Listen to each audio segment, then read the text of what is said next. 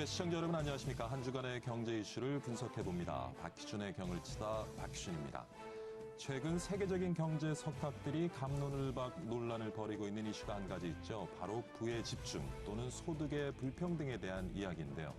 프랑스 경제학자 토마스 피케티가 쓴 책 한 권이 논란의 촉발점이 됐습니다.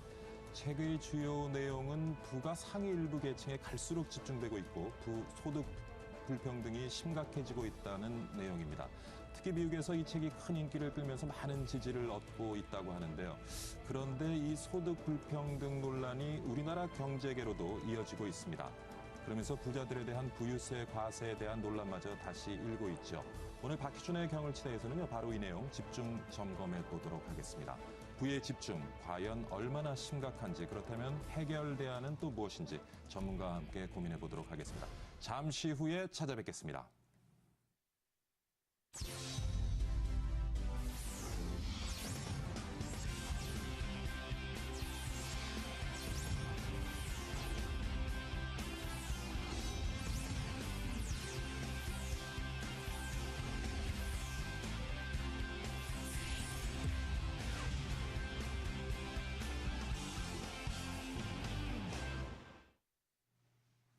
우리나라 상위 10%의 소득 비중이 45.51%에 달했다고 합니다. 이렇게 소득 불평등 현상이 갈수록 심해져 우리 경제를 든든하게 뒷받침해줘야 할 중산층이 점점 설 자리를 잃고 있는데요. 악화일로를 걷고 있는 한국 분배 불균형의 현주소 함께 보겠습니다.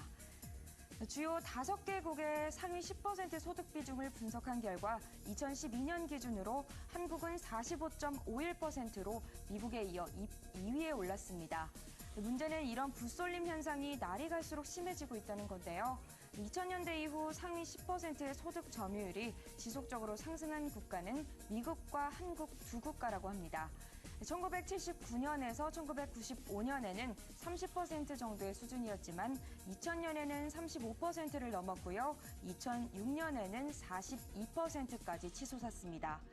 우리나라의 경우 연간 세전소득이 약 4천만 원 이상이면 상위 10%로 분류가 되는데요. 현재 한국 20세 이상 성인 4천만 명 중 상위 10% 인구는 400만 명이라고 합니다. 한편 소득 하위층이 상위로 올라갈 수 있는 일명 계층사 다리가 점점 약해지고 있습니다. 2005년에서 2006년 사이 저소득층에서 중산층으로 올라간 경우는 전체 29%에 달한 반면 2011년에서 2012년 사이 비중은 22.97%로 떨어지는 등 지난 8년간 저소득 가구가 중산층이나 상위층으로 올라간 비율이 매년 하락세를 보이고 있습니다. 이렇게 우리나라의 소득 불균형 문제가 악화되는 가운데 최근 국내 경제 성장률 둔화라는 악재까지 겹쳤는데요.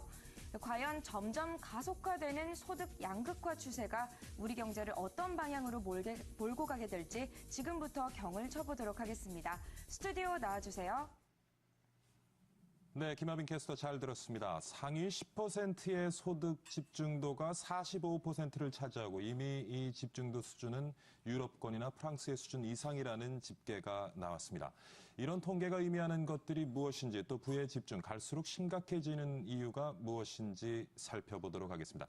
오늘 모신 분은요, 자유경제원 최승로 부원장 그리고 바른사회시민회의의 김영훈 경제실장입니다. 안녕하십니까, 부원장님? 네, 안녕하십니까. 실장님. 예. 자, 조금 전에 잠깐 정리를 해봤습니다만은 부의 집중 문제 가속화에 대해서 해외 석학들도 갑론을박을 이어가고 있고요. 우리 사회 부의 집중 문제 어느 정도 심각하다고 보고 계시는지요?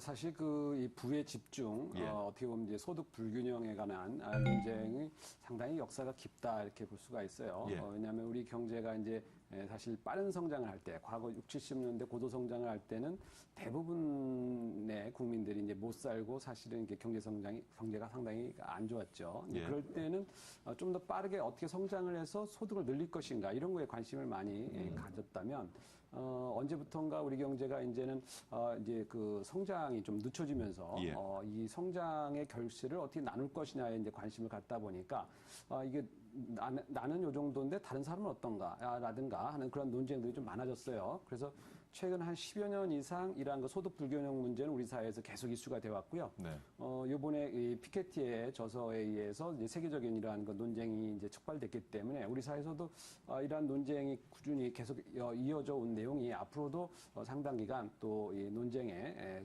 중심이 되지 않을까 싶습니다. 실장님께서는 이 문제 어떻게 보고 계시는지요? 저도 이제 큰 틀에서는 약간 비슷하게 보는데요. 예. 결국 이 문제가 새롭게 제기된 문제는 아니고 그동안 계속 이제 논란이 되어 왔고 다만 이제 피케티 교수의 책을 통해서 다시 한번 좀 폭발하는 그런 좀 모습을 보이고 있는 것 같습니다. 네.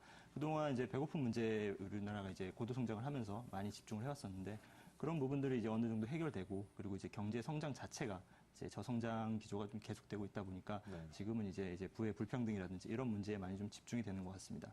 다만 이제 모든 분들께서 이제 서 있는 위치가 다르면 바라볼 수 있는 풍경이 다른 것처럼 그 부의 불균형에 대해서 보는 이제 위치라든지 입장에 따라 조금씩 이제 다른 모양새를 좀 보이고 있습니다. 통계적으로 보는 것과 이제 대부분의 분들이 본인이 실감하는 부분 이렇게 두 가지로 나눠볼 수 있는데요. 네. 통계적으로만 보면 그렇게 심각한 수준은 아니라고 봅니다. 이제 진위계수라든지 이런 부분으로 보면 OECD 한 평균 정도이기 때문에 그렇게 심각하지 않다 좀 이렇게 보여지고요. 다만 이제 많은 분들이 실제로 이제 느끼시는 것은 이제 심각하다라고 이제 이렇게 생각하시는 분들이 많은데 그런 부분들은 이제 어떤 통계 자료라든지 이것과 이제 실제 생활의 어떤 차이 또 이런 부분들도 어느 정도 영향이 있을 거라고 좀 보고 있습니다. 우리가 부의 집중이나 소득 불균형 문제를 경계해야 되는 이유는 어디에 있다고 보십니까? 사실 그 이 소득이 예. 사실 그 새로운 생산 그리고 어떤 그 경제적인 활력 부가가치를 창출하는 그런 과정에서 이제 대부분 소득이 창출이 되는데 예. 그런 것들이 이제 일부 한쪽에서 만약에 이런 것들이 집중화됐을 때 그리고 네. 대부분의 국민들이 그러한 그 생산에 참여하지 못했을 경우에는 사회적인 전반적인 활력이 떨어질 수가 있습니다. 그렇기 때문에 이 불균형 현상이라는 것은 사실은 그렇게 바람직한 현상은 아니죠. 그래서 대부분 이제 경기가 빠르게 성장하는 나라에서는 네. 대부분의 많은 사람들이 그 경제 활동에 참여하기 때문에 그 부의 그러한 새로운 잉여 생산을 골고루 나눠 갖게 됩니다. 그렇게 되면은 경제적인 전반적인 이제 소득 향상 그리고 예. 일반적인 모든 국민들이 그 소득 향상의 이제 혜택을 얻게 되기 때문에 사회가 상당히 이제 활력을 얻게 되는 것이죠. 그런데 이런 것들이 이제 한쪽에서만 이루어지고 다른 대부분의 사람들한테는 어렵다. 마치 우리 경제가 지난 한 5, 6년간 그 내수 침체가 장기화되다 보니까 네. 거의 내수 성장이 거의 제로 수준 아니었습니까? 근데 이런 것들은 일반 국민들이 느끼기에는 내가 관련된 경제 활력이 상당히 그 위축돼 있다. 예. 그리고 이런 부분들의 혜택이 나한테는 경제적으로 그다지 혜택이 없다라고 느끼는 부분이거든요. 그래서 일부 우리 수출 경제라든가 일부 경제는 이제 빠르게 활성화가 되고 있고 예. 거기서 나온 소득은 상당히 어느 정도 활력을 유지하고 있습니다만 많은 국민들이 내수 경제에서 이러한 침체 현상을 느끼고 있기 때문에 이제 그런 부분에 있어서의 활력이 낮다고 한다면 이 우리 사회의 전반적인 예. 경제에 대한 인식 그리고 국민들에 의해서 어떻게 보면 이 통합이라고 할까 한 부분에서도 이제 한계를 갖게 되는 것이죠. 그래서 이러한 부분에 있어서의 불균형은 예. 다소 문제가 될 수가 있습니다. 시장님 또 다른 폐해는 어떤 것들을 우리가 좀 짚어볼 수 있겠습니까? 글쎄 일단 경제 성장이 가장 중요하다는 것 자체는 이제 모두가 예. 동의를 할 겁니다. 왜냐하면 예를 들어 이제 바닷가에 이제 물이 가득 차 있으면 이제 바닥이 보이지 않죠. 이제 물이 빠지게 되면 그 밑에 있던 쓰레기도 보이고 뻘도 보이고 이렇게 되는데 결국 성장이 정체되고 이제 이 성장이라는 이 물이 빠지게 되면 그동안 이제 예상하지 못했고 또 이제 그동안 가려져 있었던 많은 사회 문제들이 함께 나타나게 됩니다. 실제로 이제 진위계 수가 증가하면 이제 범죄가 증가한다든지 이런 네. 그런 논문들도 좀 있고요. 많은 사회 문제들이 이제 경제 문제와 굉장히 연관되어 있는 경우가 많습니다. 특히 우리나라 같은 경우는 이제 노인 빈곤율이 굉장히 높은데 예. 노인 자살률도 굉장히 높죠. 그런데 이런 그 노인 자살률 같은 경우도 바로 빈곤율하고 직접적인 연관이 되어 있거든요. 이제 경제 문제로. 이제 그런 면에서 본다면 이제 어떤 먹고 사는 문제 그리고 그 소득 불균형 문제가 일부 계층에 있어서 좀 문제가 되는 좀 그런 부분이 좀 있습니다. 네. 조금 전에 이제 두 분 말씀 중에 이게 소득 불균형, 그래서 부의 집중 현상이 나타나면서 국민 간의 어떤 화합에도 문제가 있다는 말씀을 하셨는데 사실 우리 국민의 많은 분들이 최근에는 부 자체에 대해서 굉장히 부정적인 시각을 가지고 있는 것 같습니다. 그러니까 축적된 부에 대해서 그 정당성에 대해서 굉장히 많은 의구심을 가지고 있는데 그 부분도 좀 문제가 될 수 있겠죠. 네, 그렇죠.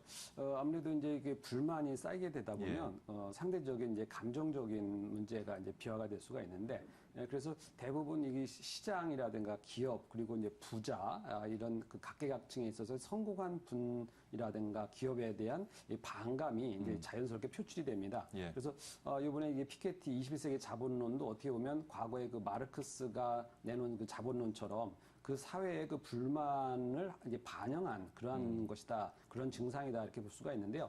그 대부분의 이러한 그 반감이라든가 이런 것들이 발생하는 과정에서 이것을 어떻게 해소해 주느냐라는 차원에서 보면 이러한 마르크스의 이론은 사실 해결해 주는 데는 실패했었어요. 왜냐하면 거기에 대한 구체적인 대안이 이 자본주의의 원리를 좀 더 살려서 경제 문제를 해결하는 것이 아니고 대부분 거기에 대한 질시라든가 반감을 이용해서 사회 기존 질서가 오히려 파괴되는 방식이었거든요. 그래서 현재에 있어서도 이러한 그 감정적인 문제에 있어서의 이러한 그 새로운 어떻게 보면은 그 불만 이런 것들을 어떻게 그러면 우리 경제가 활력을 다시 되찾아서 해소할 것이냐라는 문제에서는 이번에 이 데이터에 대한 해석이 분명할 필요가 있다 이렇게 볼 수가 있습니다. 그래서 전반적으로 우리 사회는 이제 진위계수라든가 이런 것들이 최근에 와서는 최근 한 5년 정도 안정세를 보이면서 소득 불평등도가 완화되고 있거든요. 그런 면에서 본다면 우리 경제가 다소 과거 한 10여 년 이상의 그러한 그 악화, 어떻게 보면 중산층이 붕괴되다시피 하는 그런 악화 현상이 다소 완화되는 국면으로 가고 있기 때문에 이런 부분은 좀 더 희망적인 부분이었는데 사실 이러한 그 논쟁에 의해서 그런 것들이 오히려 우리 사회도 그냥 계속 악화되고 있는 거 아니야라는 그러한 잘못된 인식이 확산될 수가 있습니다. 이런 부분들은 사실은 우리가 데이터라든가 통계를 정확하게 봄으로 인해서 우리 사회 현상을 정확히 볼 필요가 있는 것이죠. 사실 어떻게 보면 이 자본주의 사회에서 부자들을 좀 존경스러운 눈으로 바라보고 또 누구나 부자가 되기 위해서 동기부여에 대해서 노력을 해야 되는데 최근 우리 사회를 모습을 보면은 부자들에 대해서 굉장히 좋지 않은 시각들을 가지고 있는 것 같고요. 어디에 그런 좀 원인이 있다고 보시나요? 이제 역사적인 이유도 있고 여러 가지 이유가 있겠지만 이제 기본적으로 이제 우리나라 같은 경우는 이제 부의 형성 과정에 있어서 인정하지 않고 또 존중하지 않는 좀 그런 모습을 보이고 있습니다. 그런 부분들은 앞으로 좀 개선이 되어야 될 것 같고요. 다만 이제 소득 불균형의 문제고 이런 부분들을 개선해야 된다는 그런 원론적인 면에서는 뭐 이론의 여지가 없겠습니다만 방법에 있어서는 조금 이제 과연 이제 어떻게 접근해야 되는지는 신중하게 볼 필요가 있습니다. 예를 들어 이제 단순히 한쪽 쪽에서 이제 소득이 많다 혹은 많은 이제 이득을 챙겼다라는 것은 그것 자체가 문제되는 것은 아니고요. 이제 우리가 시장 경제를 지향하고 있는데 시장 경제에서 그렇게 될 수 있었던 것은 결국 소비자를 만족시켰던 결과라고 좀 볼 수 있습니다. 남들보다 더 노력하고 더 좋은 제품을 내놓고 이제 그런 결과이기 때문에 그것 자체는 이제 인정을 해야 되는데 이제 문제는 그 과정에서 어떤 법적 제도적인 진입 장벽이 있다든지 불공정한 경쟁을 유도하는 그런 잘못된 관습들이 있다면 이런 부분들에 대해서 어떤 불만이 분명히 있어야 될 것이고 그런 부분들을 좀 개선하는 방향으로 이 문제를 해결해야지 단순히 이제 부가 굉장히 집중돼 있다. 따라서 어떤 뭐 부유세를 도입한다든지 굉장히 세금을 아주 고율로 이제 인상을 해서 이 문제를 평평하게 이제 만들자라고 하는 것은 어떤 결과적 평등만을 이제 추구하기 때문에 결과적으로는 이제 모두의 빈곤을 가져올 수 있는 그런 위험도 있습니다. 지금 이렇게 우리 사회에서 부에 대해서 좀 부정적인 시각이 만들어진 게 아무래도 우리가 지난 수십 년간 압축 성장해 오면서 부 축적하는 과정에서 조금 여러 가지 정당성이 무시되고 그런 과정에 아무래도 영향을 미치지 않았나 싶은데요. 어떻게 보세요? 네, 사실 그렇죠. 사실 이 경제 현상에 있어서 빠른 성장을 하는 과정은 어떻게 보면은 좀 더 사회가 발전하고 깨끗해지는 과정이기도 한데요. 사실 그 모든 경제 현상이 늘 이렇게 우리가 보기에 아름답다라고 볼 수 있는 현상은 아닌 게 가끔 있어요. 특히 이제 우리 사업 환경이 나아지긴 했습니다만 여전히 부정부패의 그런 고리는 아직도 있거든요. 그렇기 때문에 이런 부분에 대해서 우리가 사회적으로 좀 더 개선하려고 노력해야 되는 건 분명한 사실입니다만 현재로서 그러한 것들이 완전히 없는 사회 그런 것은 사실 우리 세상에 존재하지는 않습니다. 그렇기 때문에 우리가 가급적이면은 좀 더 활기 있는 경제 생활을 어떻게 할 수 있도록 환경을 조성하느냐. 그래서 지금 이제 최근 우리 정부에서는 이 규제에 이제 문제를 많이 지적하지 않았습니까? 사실 규제가 많다라고 하는 거나 지키기 어려운 수준의 규제를 만들어 놓음으로 인해서 이 사업을 한다든가 하는 분들이 결국은 사람한테 기대거나 아니면 연고주의라든가 뭐 어떤 다른 방식을 통해서 사업을 하게 되는 그런 걸 유도하게 되는 결과를 초래할 수가 있습니다. 그래서 좀 더 사실 이 법치가 안정된 사회 그리고 예. 투명한 사회로 간다면은 그것은 합리적인 법과 제도가 정착된 사회여야 된다라고 볼 수가 있죠. 그래서 저는 그 부의 축적 과정이라는 것은 어느 사회에서나 문제가 될 수 있는 것이기 때문에 그 부분을 가지고서 지나치게 침소봉대해서 우리의 그 경제적인 기반 자체가 다 그러한 사물이다라고 보는 것은 제가 보기엔 적합한 분석은 아니다 이렇게 볼 수가 있습니다. 예. 아까 그 실장님 지적하신 대로 사실 이게 부의 집중이나 소득 양극화도 문제가 되겠지만 네. 저소득층이 고소득층으로 이렇게 옮겨갈 수 있는 뭔가 우리 사회 그런 기회가 좀 충분히 만들어져야 되는데 그것이 만들어지지 못하고 양극화가 점점 심화되고 고착화되는 게 문제가 아닌가 싶기도 하고요. 네. 어떻습니까? 그 사실 방금 말씀하신 부분이 굉장히 중요한 포인트인데 이 단순히 소득 불균형보다 더 중요한 것은 결국 사회 이동성입니다. 이것은 이제 미국 같은 경우는 비교적 이게 그래도 사회가 이제 소득 불균형이 있음에도 불구하고 이동성이 높다고 좀 평가되고 있습니다. 예를 들어 이제 작년 2013년 기준으로 보면 포브스지에서 발표한 바를 보면 자산 상위 한 20대 기업의 오너가 누구냐라고 했을 때 창업자들이 굉장히 많이 차지합니다. 제가 지금 기억하기로는 한 5분 정도 있었던 걸로 기억을 하는데 이렇게 창업자분들이 많이 이제 차지하고 있거든요. 그거는 굉장히 바람직한 겁니다. 왜냐하면 그분들이 이제 밑바닥에서 시작을 해서 창업을 해서 이제 소득을 많이 함으로써 소득 불균형이 심해졌죠. 그런데 그런 소득 불균형은 권장되어야 하는 겁니다. 이제 성공한 케이스니까요. 이게 바로 사회적 이동성이 굉장히 이제 잘 되고 있다. 이제 그런 케이스이기 때문에 우리도 이제 그런 면에 있어서는 단순히 소득 불균형보다는 사회 이동성을 좀 높이는 방안을 좀 생각을 해야 된다. 좀 그렇게 보고 있습니다.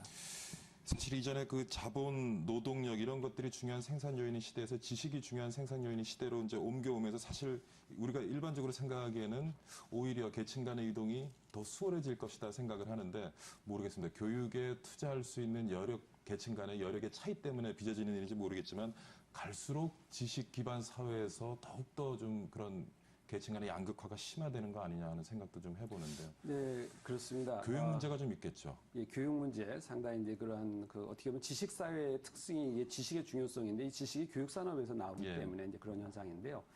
과거 우리 경제의 이제 초기 성장 단계를 보면 사실 그 오랜 역사 동안 인류는 상당히 가난한 상태에 있었죠. 예. 그러다가 조금씩 새로운 그 농경 사회를 거치면서 상업 사회로 거치면서 새로운 이제 부자라든가 새로운 성공이라는 것이 이렇게 나오게 되는데 최근에는 이제 스포츠 스타라든가 문화 스타 이런 분들이 나오면서 또 다양한 직업에서 많은 부자들이 이제 나오게 됐습니다. 그런데 이러한 어떻게 보면 새로운 분야가 만들어진다라는 것은 새로운 몇 사람 더 되는 그리고 더 많은 사람의 그러한 그 성공한 사람들이 나오기 때문에 네. 전반적으로 중산층이 넓어질 뿐만 아니라 사회적으로도 활력을 갖게 돼요. 그런데 이러한 그 이제 웬만한 분야에서는 이제 대부분 새로운 어떻게 보면 개척지라고 그럴까? 그 새로운 신천지가 개척이 되면서 많은 사람들이 성공한 사람들이 나왔는데 그 분야에서 그 다음 단계로 더 넓어지는 기보다는 그 분야에서 새로운 스타가 나와야 되는 구조로만 성립이 된다면은 그때부터는 약간의 좀 이 대물림 현상이라는 게 나타날 수가 있습니다. 뭐냐면요. 우리 경제 발전에서도 이 몇 개 산업만 하던 때에서 이 산업을 이렇게 퍼져나가다 보면 그 새로운 서비스 산업이라든가 또는 뭐 이렇게 다른 분야로 나가죠. 예. 그런데 그러한 산업의 기업들이 빡빡해지면 더 이상 새로운 분야로 가기보다는 그 기업들이 그 내부에서 그 업종에 내에서 경쟁을 해야 되는 구조로 가는 거죠. 이런 것처럼 전 세계적으로 봤을 때 그 새로운 분야를 만들어내는데 새로운 기술이라든가 이런 것들에 한계가 왔을 때에는 그 분야에서 새로운 활력을 찾기가 어렵다는 것입니다. 그래서 결국에 가서는 그 분야에서 아주 잘했던 사람들이 예. 또 거기에 성공을 이루었던 사람들이 그 내용, 지식, 노하우를 그 다음 사람에게 물려주는 과정에서 결국은 부의 대물림이라든가 또는 어떻게 보면 세습이라든가 이런 예. 것들이 이제 나타날 수가 있는 것이죠. 그래서 그런 분야에 있어서의 활력이라는 게 그다지 높게 나타날 수가 없기 때문에 우리는 어떻게 보면 새로운 분야를 어떻게 개척하고 그 예. 새로운 분야라는 것이 어떤 새로운 지식이라든가 어떤 기술 개발이라든가 이런 거에 의해서 더 넓어질 수 있는 그런 것들을 만들어내는 것 이런 것들이 사실은 전반적인 그 활력을 유지할 예. 수가 있다라고 볼 수가 있습니다. 지금 이제 말씀 중에 부의 세습 말씀을 하셨는데 네. 한국의 부의 세습 문화 어느 정도라고 보십니까? 글쎄요, 부의 세습에 대한 이제 기준이 워낙 다양하기 때문에 예. 그리고 또 하나 이제 부의 세습은 누구나 가지고 있는 어떤 본능과 같은 것입니다. 이제 성공하는 이유는 또 자식들에게 더 좋은 미래, 예. 더 좋은 이제 교육의 기회라든지 이런 걸 이제 전달하고 싶은 그런 욕망이 있기 때문에 부의 세습 자체를 이제 문제 삼긴 조금 힘듭니다. 그렇기 때문에 이제 근데 우리 사회에서는 최근에 문제를 많이 삼고 있죠. 그렇습니다. 이제 예. 그 과정에서 단순히 이제 부가 전달했다는 거에 좀 포커스를 맞출 게 아니라 이제 과연 방식이 적절했는지 이제 그 정도를 좀 우리가 좀 봐야 될 것 같고요. 예. 또 하나 이제 외국하고 좀 다른 게 우리나라 같은 경우는 이제 부의 세습 과정에서 이제 상속세라든지 이런 제도적인 방안들이 좀 상당히 강화되어 있는 편입니다. 예를 들어 상속세 비율도 굉장히 높고 증여도 사실은 엄격하게 되어 있는데 부의 세습을 네. 규제하는 그 수준이 높다는 네, 말씀이시죠? 높은데 예. 문제는 그건 이제 법적인 정의로 그렇게 되어 있다는 것뿐이고 실제로 이제 적용 과정에서는 조금 이제 미흡한 부분도 있죠. 그리고 이제 많은 분들이 이제 부의 세습에 대해서 굉장히 부정적으로 생각을 하시지만 또 이 문제를 이제 같은 기준을 모두에게 적용을 해보면 사실은 모두에게 또 모두가 그 기준을 지키지 못하고 있는 부분도 있습니다. 예를 들어 예. 증여세 같은 경우도 지금 기준이 예를 들어 3천이나 5천이다 이렇게 이제 기준이 있으면 많은 분들이 자식에게 집을 이제 결혼을 할 때 집을 주거나 아니면 전세 자금을 이제 지원을 해주는 경우가 있는데 이런 것들이 사실은 다 이제 증여죠. 이제 증여인데 이제 세법상에도 이게 당연히 이제 증여세 항목이고 들어와야 되지만 그거에 대해서 이야기를 하지는 않습니다. 이렇게 사회적인 인식 자체가 사실은 어느 정도 자녀에게 이 정도 해주는 것은 당연하다. 좀 이렇게 받아들이는 면이 있기 때문에 그런 게 좀 우리 사회의 어떤 수준하고도 좀 같이 연관되어 있지 않나 좀 그렇게 보는 면도 있습니다. 부의 세습 문화 어떻게 보십니까? 그렇습니다.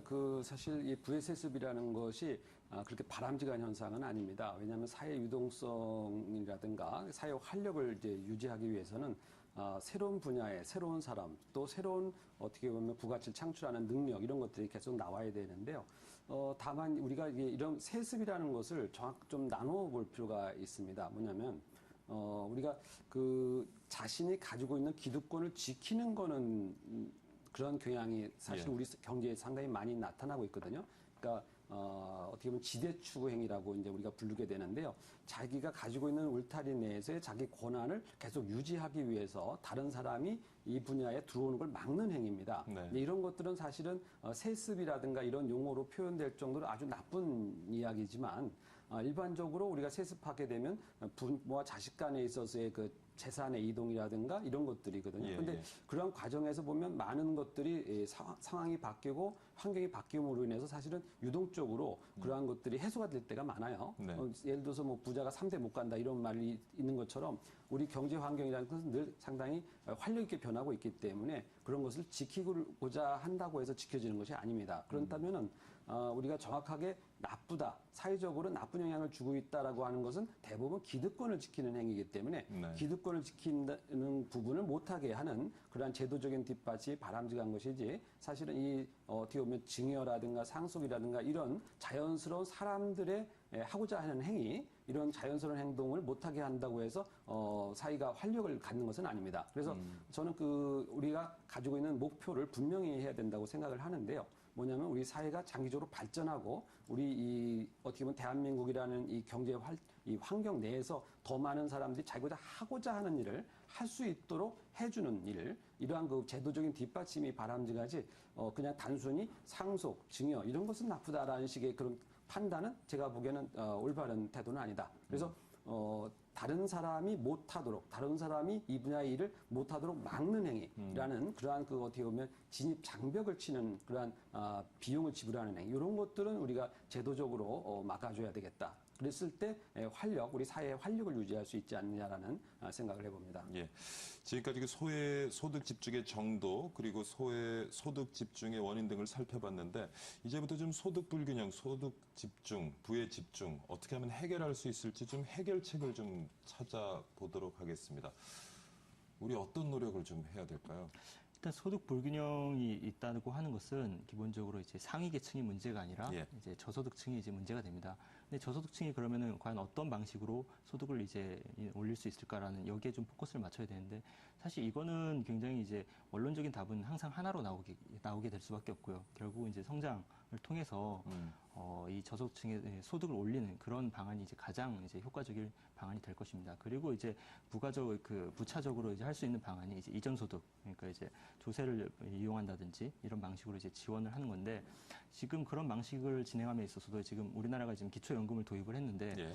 이것도 보면 지금 어떤 노인의 어떤 그 빈곤 문제를 해결하기 위해 도입을 했지만 어떤 타겟팅이 좀 더 좀 축소되어야 될 그럴 필요도 있습니다. 예를 들어 지금 너무 넓게 너무 조금을 지급하면 당초 도입 취지였던 노인 빈곤율을 떨어뜨리는 데는 사실 제한적인 효과를 볼 수밖에 없거든요. 그렇기 예. 때문에 사실 외국처럼 한다고 치면 이 범위를 훨씬 좀 줄이고 대신에 이제 금액을 인상해서 좀 직접적인 대상이 되어야 되는데 이게 결국 정치권에서 논의 과정에서도 보편복지 혹은 선별복지 이 프레임 싸움, 이념 싸움이 되다 보니까 사실은 정말 빈곤율 해소를 위한 정책으로 좀 진행이 되지 못했다는 그런 좀 아쉬움이 좀 있습니다. 선택과 집중이 잘 안 되는군요. 네.